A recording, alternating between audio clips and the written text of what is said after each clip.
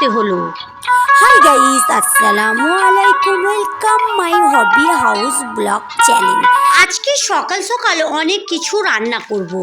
আর ফ্রিজে কিছু মাংস ছিল আর বড় বড় গলদা চিংড়ি ছিল, এগুলোকে এখন বার করে নিয়েছি। আপাতত এগুলোই এখন রান্না করার চেষ্টা করছি, তারপরে হাজব্যান্ড বাজার থেকে কি আনবে সেটা করব। এখন প্রথমেই চিংড়ি মাছের মালাইকারি করবার জন্য চিংড়ি মাছটাকে খুব ভালো করে ধুয়ে নিয়েছি। আর এদিকে একটা মিক্সচারের জারে টমেটো, পেঁয়াজ কুচি, একটু আদা রসুন দিয়েছি, ওটা মিক্স করে নেব। এদিকে প্রথমে চিংড়ি মাছটা ভাজার জন্য একটু হলুদ, একটু নুন দিয়ে ভালো করে মাখিয়ে নিয়েছি। তেলের উপরে খুব ভালো করে এটাকে ভেজে নিচ্ছি, কারণ চিংড়ি মাছে একটা গন্ধ থাকে, তার জন্যই চিংড়ি মাছটা খুব ভালো করে ভেজে নিলে এটাকে খোসা ছাড়িয়ে নিয়েছি। মালাইকারিটা খেতে দুর্দান্ত লাগবে। চিংড়ি মাছটা ভাজার পরে প্রথমে একটা জায়গাতে তুলে নিলাম, আর এখানে একই কড়াতে একটু সর্ষের তেল দিয়ে দুটো তেজপাতা আর একটু পেঁয়াজ কুচি দিয়ে একটু নাড়াচাড়া করে নিয়েছি। তারপরে যে মিক্সটা করে রেখেছিলাম ওই মিক্সটা দিয়ে দিলাম, দিয়ে খুব ভালো করে নাড়াচাড়া করে নিলাম। পেঁয়াজ আদা রসুনের গন্ধটা চলে যাওয়া পর্যন্ত অপেক্ষা করতে থাকলাম। তারপরে বাড়িতে থাকা যে সকল মশলা দিয়ে হলুদ গুঁড়ো, লঙ্কা গুঁড়ো, জিরে গুঁড়ো, ধনে গুঁড়ো, স্বাদ মতো নুন সব কিছুই দিয়ে খুব ভালো করে মশলাটার সঙ্গে এটাকে কষিয়ে নেব।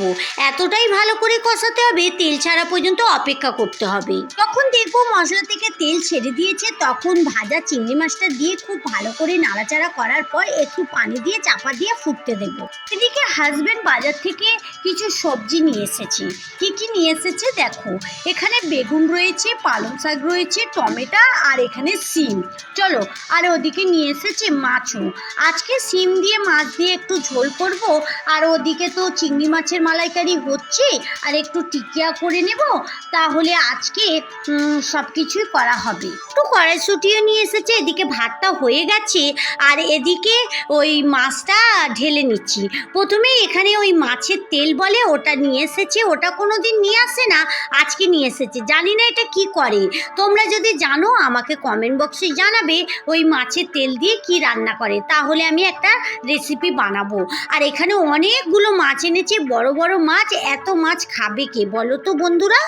যাই হোক, এত মাছ একদিনে তো আর রান্না করা যাবে না, তাই আমি একটা ওই বক্সে করে ফ্রিজে রেখে দেব। একটু একটু করে বার করবো, একটু একটু করে রান্না করব। তবে বন্ধুরা, এই মাছটা ধুয়ে পরিষ্কার করেই রাখতে হবে, নয়তো একটা ওই রক্তের গন্ধ হবে। তার জন্যই আমি আমার পরিমাণ মতো মাছ এই জায়গাতে নিয়ে নিচ্ছি, আর এই বক্সে সবগুলো মাছ রেখে ভালো করে ধুয়ে পরিষ্কার করে ফ্রিজে রেখে দেব। প্রথমে আমি রান্না করার মাছটাকে ধুয়ে পরিষ্কার করে রান্নাটা বসিয়ে দিই, কারণ অনেকটাই লেট হয়ে গেছে, রান্না করতে হবে। আর ওই মেহমান আসবে না, মেহমানকে পাঠাতে হবে। মেহমানকে ভাত পাঠাতে হবে বলতে, ওই যে মেয়ে দিনিয়াতে পড়ে, আর দিনিয়াতের মহাজ্জিন আজকে খাবে, তার জন্যই রান্না করছি। আর ওরা তো আর বাড়িতে এসে খাবে না, ওদেরকে ওই মসজিদে দিয়ে আসতে হবে, তার জন্যই তাড়াতাড়ি করছি, কারণ ওরা টাইমেই খায়, টাইমেই দিতে হবে। তার সত্ত্বেও আমার একটু লেট হয়ে যাচ্ছে, কারণ এই যে এত বেলায় যে হাজব্যান্ড মাছ সবজি সব নিয়ে আসলো, এগুলো রান্না করতে করতে লেট তো হবেই। আর শুধু বাজার থেকে নিয়ে এসে ওটা রান্না করে দিলে তো হয় না, তার ভাজা সব কিছু করতে হবে, ধোয়া ধুই কাটাকুটি সব করতে হবে, তাই আমি একটু তাড়াতাড়ি করছি। ওদিকে মাছটা বসিয়ে দিলাম, আর এদিকে তখন ওই যে মাছের যে সিম দিয়ে রান্নাটা হবে ওটা করে নিই। এদিকে মাছটা একে একে এপিট ওপিট করে ভালো করে ভেজে নিই। মাসে একবার করেই মহাজ্জেনদের ভাত পড়ে, আর গত মাসে বিরিয়ানি করেছিলাম, তো বিরিয়ানিটাই দিয়েছিলাম। এই মাসে আর বিরিয়ানি করিনি, তবে সব সময় বিরিয়ানি ভালো ওরা খেতে চায় না, ওরা চায় একটু বেশ হালকা পাতলা কিছু খাবার হবে, তার জন্য। তবে বন্ধুরা, মাসে একবার যদি খাবার দিই তাহলে হালকা পাতলা দিতেও যেন কেমন লাগে। তো যাই হোক, এদিকে মাছটা একদিকে ভেজে নিচ্ছি, আর ওদিকে মাছের মাছের ওই তরকারিটা করেও নিচ্ছি। তো ওদিকে ওটা হোক, আর এদিকে ওই টিকিয়া করার জন্য যেগুলো করতে হবে ওগুলো একটা মানে পেস্ট বানিয়ে নিই। প্রথমে একটু পেঁয়াজ কুচি, একটু আদা রসুন দিয়ে দিলাম, আর এখানে একটু মসুর ডাল আমি ভিজিয়ে রেখেছিলাম। মসুর ডালটা এতে দিয়ে আর খুব ভালো করে মিক্স করে নেব। তারপরে এই মাংসটাও মিক্স করে নিয়েছি, এতে দিয়ে সব রকম মশলা দিয়ে খুব ভালো করে মাখিয়ে রেখে দেবো। তবে বন্ধুরা, তোমরা অনেকেই আছো আমার ভিডিও রেগুলার দেখছো, কিন্তু আমার চ্যানেলটা এখনও পর্যন্ত সাবস্ক্রাইব করোনি।